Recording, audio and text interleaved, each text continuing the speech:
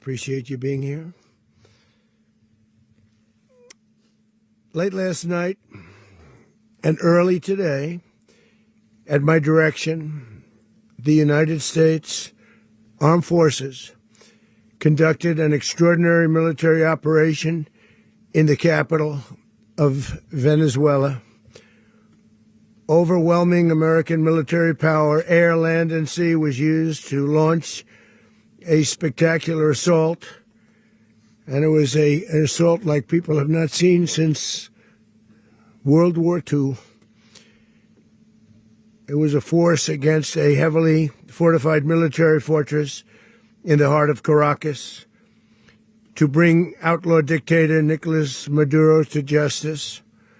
This was one of the most stunning, effective, and powerful displays of American military might and competence in American history. And if you think about it, we've done some other good ones, like the attack on Soleimani, the attack on al-Baghdadi, and the obliteration and decimation of the Iran nuclear sites just recently in an operation known as Midnight Hammer. All perfectly executed and done. No nation in the world could achieve what America achieved yesterday, or frankly, in just a short period of time. All Venezuelan military capacities were rendered powerless as the men and women of our military, working with U.S. law enforcement, successfully captured Maduro in the dead of night. It was dark. The lights of Caracas were largely turned off due to a certain expertise that we have. It was dark and it was deadly. But captured along with his wife, Celia Flores, both of whom now face American justice. Maduro and Flores have been indicted in the Southern District of New York, Jay Clayton, for their campaign of deadly narco-terrorism against the United States and its citizens. I want to thank the men and women of our military who achieved such an extraordinary success overnight with breathtaking speed, power, precision, and competence. You rarely see anything like it. You've seen some raids in this country that didn't go so well. They were an embarrassment. If you look back to Afghanistan, or if you look back to the Jimmy Carter days, they were different days. We're a respected country again, like never before. These highly trained warriors, operating in collaboration with U.S. law enforcement, caught them in a very ready position. They were waiting for us. They knew we had many ships out in the sea, just sort of waiting. They knew we were coming. So they were in what's called a ready position. But they were completely overwhelmed and very quickly incapacitated. If you would have seen what I saw last night, you would have been very impressed. I'm not sure that you'll ever get to see it, but it was an incredible thing to see. Not a single American service member was killed, and not a single piece of American equipment was lost. We had many helicopters, many planes, many people involved in that fight. But think of that, not one piece of military equipment was lost, not one service member was, more importantly, killed. The United States military is the strongest and most fearsome military on the planet by far. With capabilities and skills our enemies can scarcely begin to imagine. We have the best equipment anywhere in the world. There's no equipment like what we have. And you see that even if you just look at the boats. You know, we've knocked out 97% of the drugs coming in by sea. 90%. Each boat kills on average, 25,000 people. We knocked out 97%. And those drugs mostly come from a place called Venezuela. We're going to run the country until such time as we can do a safe, proper, and judicious transition. So we don't want to be involved with having somebody else get in and we have the same situation that we had for the last long period of years. So we are going to run the country until such time as we can do a safe, proper, and judicious transition. And it has to be judicious because that's what we're all about. We want peace, liberty, and justice for the great people of Venezuela, and that includes many from Venezuela that are now living in the United States and want to go back to their country. It's their homeland. We can't take a chance that somebody else takes over Venezuela that doesn't have the good of the Venezuelan people in mind. We've had decades of that. We're not going to let that happen. We're there now, and what people don't understand, but they understand as I say this, we're there now, but we're going to stay until such time as the proper transition can take place. So we're going to stay until such time as we're going to run it, essentially, until such time as a proper transition can take place. As everyone knows, the oil business in Venezuela has been a bust, a total bust, for a long period of time. They were pumping almost nothing by comparison to what they could have been pumping and what could have taken place. We're going to have our very large United States oil companies, the biggest anywhere in the world, go in, spend billions of dollars, fix the badly broken infrastructure, the oil infrastructure, and start making money for the country. And we are ready to stage a second and much larger attack if we need to do so. So we were prepared to do a second wave if we needed to do so. We actually assumed that a second wave would be necessary, but now it's probably not. The first wave, if you'd like to call it that, the first attack was so successful, we probably don't have to do a second, but we're prepared to do a second wave, a much bigger wave, actually. This was pinpoint, but we have a much bigger wave that probably won't have to do. This partnership of Venezuela with the United States of America, a country that everybody wants to be involved with because of what we were able to do and accomplish, will make the people of Venezuela rich, independent, and safe. And it will also make the many, many people from Venezuela that are living in the United States extremely happy. They suffered. They suffered. So much was taken from them. They're not going to suffer anymore.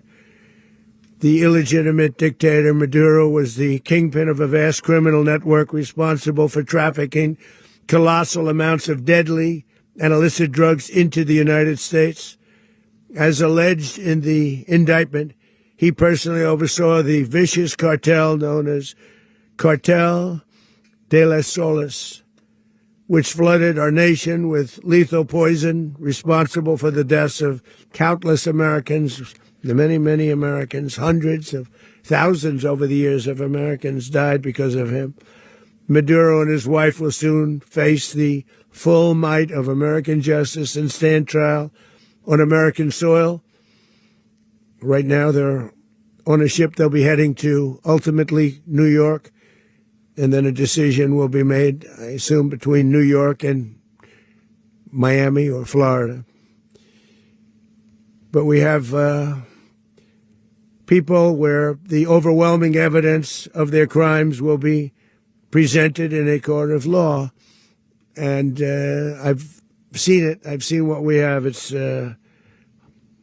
both horrible and breathtaking that something like this could have been allowed to take place.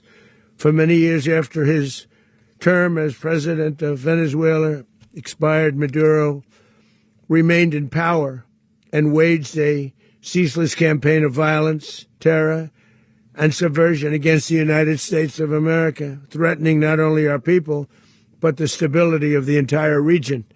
And you all saw it. In addition to trafficking gigantic amounts of illegal drugs that inflicted untold suffering and human destruction all over the country, all over, in particular the United States. Maduro sent savage and murderous gangs, including the bloodthirsty prison gang Tren de Aragua, to terrorize American communities nationwide, and he did indeed. They were in Colorado. They took over apartment complexes. They cut the fingers off people if they called police. They were brutal, but they're not so brutal now.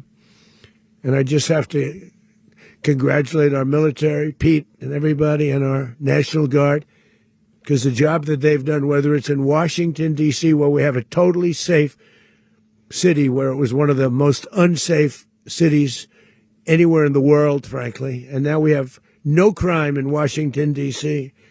We haven't had a killing. We had the terrorist attack a few weeks ago, a little bit of a different kind of a threat, but we haven't had a killing in a long period of time, 6-7 months. We used to have two, on average, 2 a week in Washington, our capital. We don't have that anymore. The restaurants are opening. Everyone's happy. They're going, they're walking their daughters, they're walking their children, their wives. They walk to restaurants. Restaurants are opening all over Washington, D.C. So I want to thank the National Guard. I want to thank our military. And I want to thank law enforcement. Been amazing. And they should do it with more cities. We're doing it, as you know, and we're doing it in Memphis, Tennessee right now, and crime is down. We've just sort of started a few weeks ago, but crime is down now 77%. And the governor of Louisiana called, great person, and he wanted us to help him, as you know, in a certain very nice part of Louisiana. And we have done that. And it was a rough section, and we have crime down. I understand it's down to almost nothing already after 2.5 weeks. New Orleans, it's down to almost nothing. And we've only been there for 2.5 weeks. Can't imagine why governors wouldn't want us to help. We also helped, as you know, in Chicago, and crime went down a little bit there. We did a very small help because we had no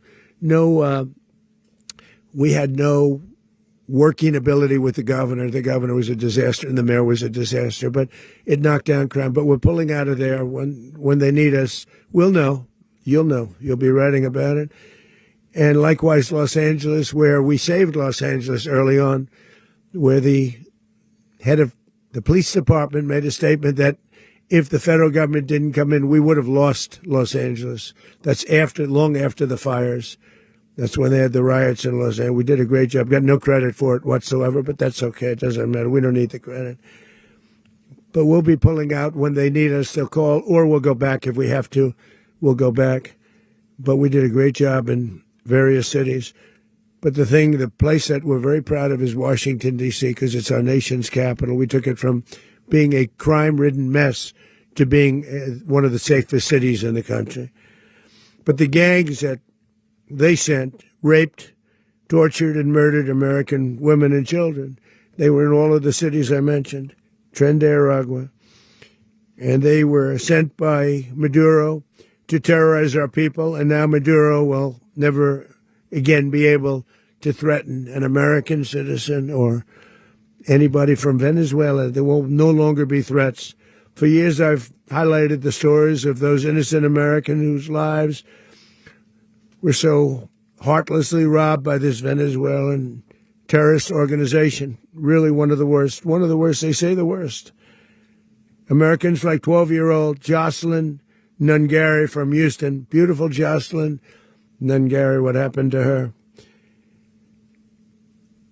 They, as you know, they kidnapped, assaulted, and murdered by Tren de Aragua animals. They murdered Jocelyn and left her dead under the bridge. There was a bridge that will never be the same to so many people after seeing what happened.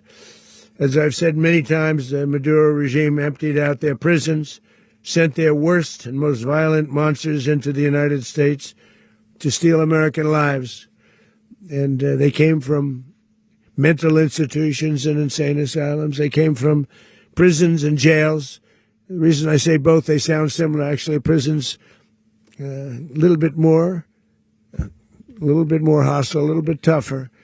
A mental institution isn't as tough as an insane asylum, but we got them both. They sent from their mental institutions. They sent from their jails, prisons. They were drug dealers. They were drug kingpins. They sent everybody bad into the United States, but no longer. And we have now a border where nobody gets through.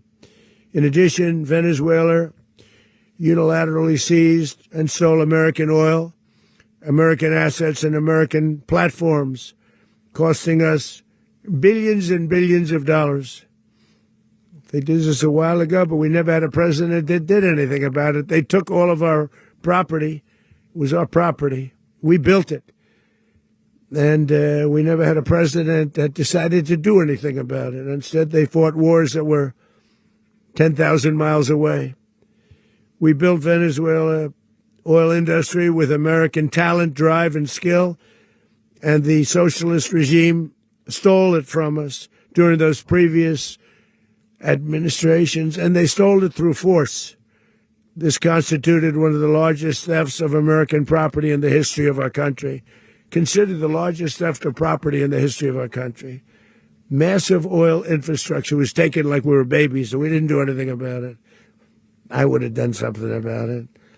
America will never allow foreign powers to rob our people or drive us back into and out of our own hemisphere. That's what they did.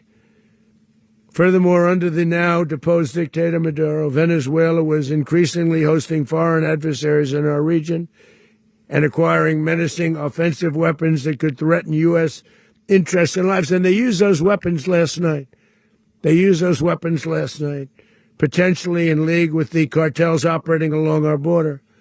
All of these actions were in gross violation of the core principles of American foreign policy, dating back more than 2 centuries, and not anymore.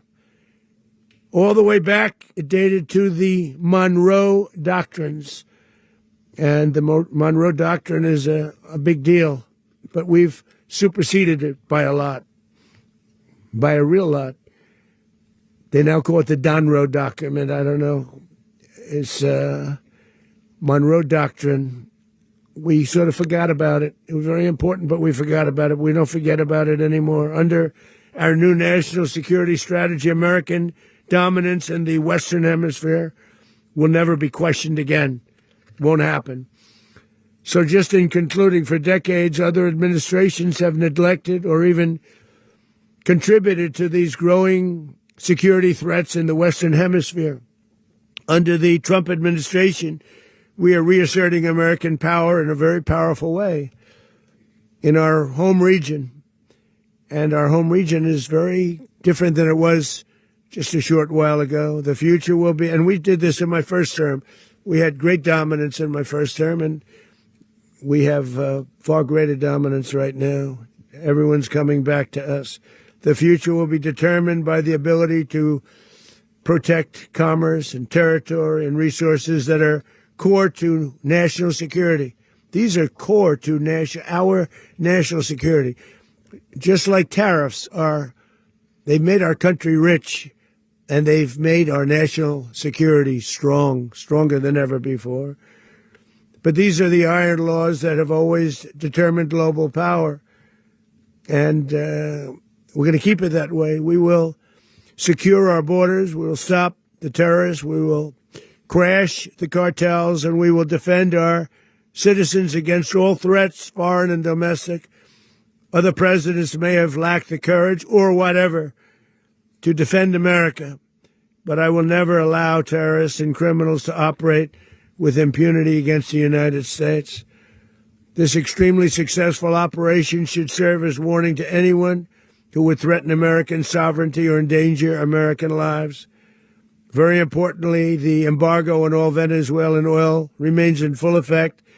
The American Armada remains poised in position, and the United States retains all military options until United States demands have been fully met and fully satisfied.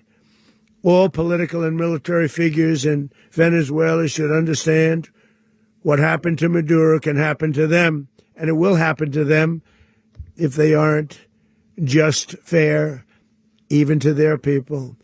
The dictator and terrorist, Maduro, is finally gone in Venezuela. People are free. They're free again. It's been a long time for them, but they're free. America is a safer nation this morning. It's a prouder nation this morning because it didn't allow this horrible person and this country that was doing very bad things to us. It didn't allow it to happen.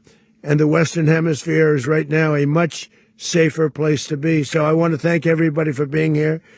I want to thank General Raisin Cain. He's a fantastic man. I've worked with a lot of generals. I worked with some I didn't like. I worked with some I didn't respect. I worked with some that just weren't good.